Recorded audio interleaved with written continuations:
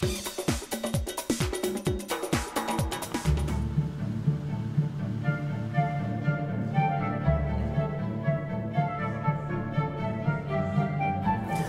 it is time to find out what goes on behind the scenes at the Royal BC Museum. Richard Hurst is a volunteer here, and Richard, do you take people on tours? I do. I take them behind the scenes. So we're going down to what is called EATS, which is the exhibits and trade studios, where everything that goes to dimensionalize and inform the visitor to the museum gets made. This is where it's created. Let's go. Do it. Down this way.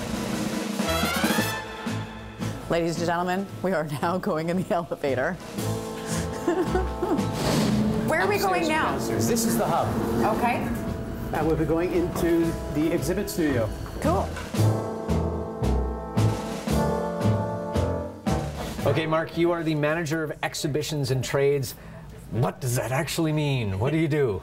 Well, really, it is coordinating a lot of people who've got a multi-talented, multidisciplined, and we put them to the right jobs, make sure that the exhibits are getting built on time. When you talk about multidisciplined, you're talking, I mean, your team basically is carpenters, some modelers, you know, people, but you kind of have to be able to be flexible within those roles, right? Most of our people on staff here have multiple talents. You'll find people who are fine model makers, jewelers, blacksmiths, graphic artists. It's like Santa's workshop. Yeah, here. it You really guys is. can make anything. Let's talk about the stuff that's on the table, because of course everybody knows the woolly mammoth. Yeah, we saw the mammoth Tell us upstairs. how you put him together, and who does his coiffure.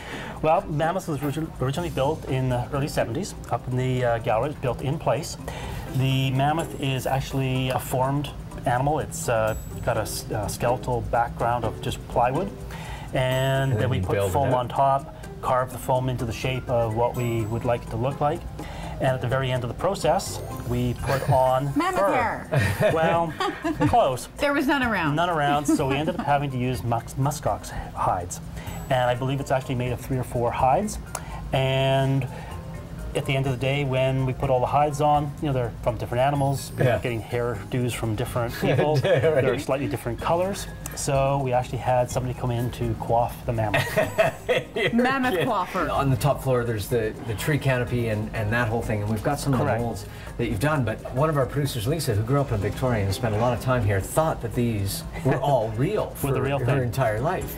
Well, originally a lot of the plants in the forest diorama were real.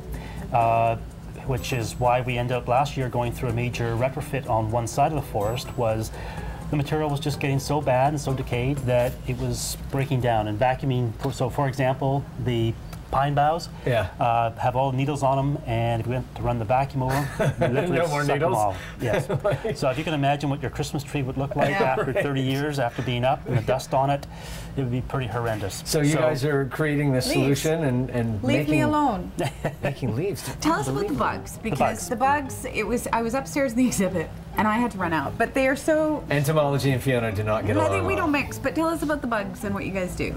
Well, for example, this little guy here, he's a mountain pine beetle. Boo, pine beetle. Yes. Yes. All those red forests. Yeah. And we did this as a project for Ministry of Forests. They wanted a number of pine beetles for their collection or for an educational program that they were doing, and we produced them for them. We produced 30 of them. And these are the molds? Correct. These are the molds. It's a 2-part system. Basically, the mold goes together like this. You inject and... Product is poured in here. I think it's a plaster in this case. And we use all sorts of different types of molding products. Yeah. So it's allowed to set up.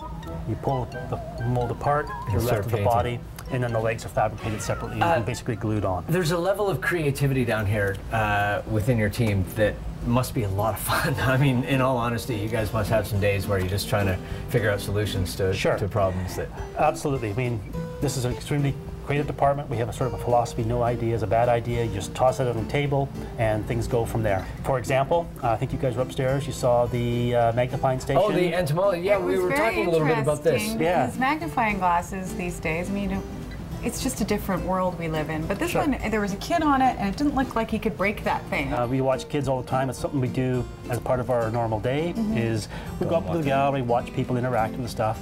Speaking of interaction, talk about interaction, because what drew Michael, the most popular thing, was the poop exhibit. The poop exhibit. Tell us about the poop exhibit, how you make it, and why it has to be replaced more than any other. Well, Fiona, first tangible. I eat. Michael, tell us about the poop. Well, the poop is actually made from something called dragon skin, or a very similar product. It's a latex product like this. I almost don't want to touch it. It's kind of creepy. It is the most popular thing up there. How often do you guys have to replace that? We've actually been quite fortunate. It hasn't been too bad.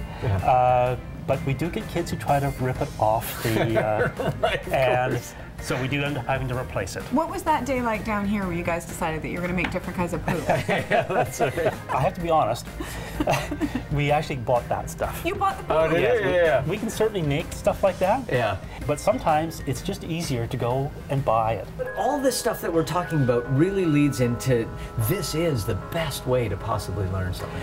Absolutely. We totally know and totally understand that when people get a chance to touch stuff, they just start to think about it. They get to touch, Have you been the feel. looking at something like this when we see the woolly mammoth to actually imagine it, Yes. and what's around it makes it look real? It's Absolutely. amazing.